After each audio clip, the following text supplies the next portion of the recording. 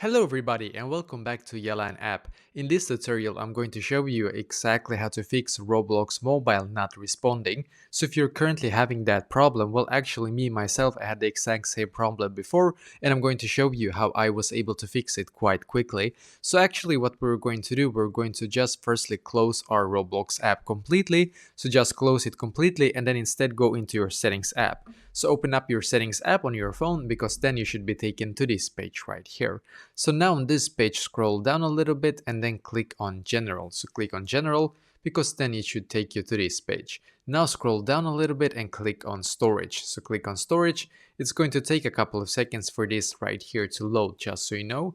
And the reason why it might take a couple of seconds is because if you're using, for example, a lot of memory on your phone, well then that's basically why it should load all of the apps that you currently have on your phone in here. And that's how we're going to basically fix it. We're going to now scroll down until we can find the Roblox app.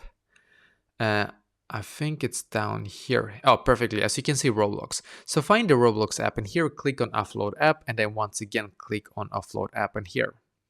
Just going to take a couple of more seconds and then click on the blue button here once again. So now what you're going to do, you're going to wait a couple of seconds for this one right here to completely load, because what will happen now is that you will fix the bug of that your Roblox mobile app wasn't responding. This is going to fix this bug because you're going to auto update to the latest Roblox version and it's going to fix it. So basically it was able to fix it for me at least, so I hope that this is going to be fixed for you as well, of course.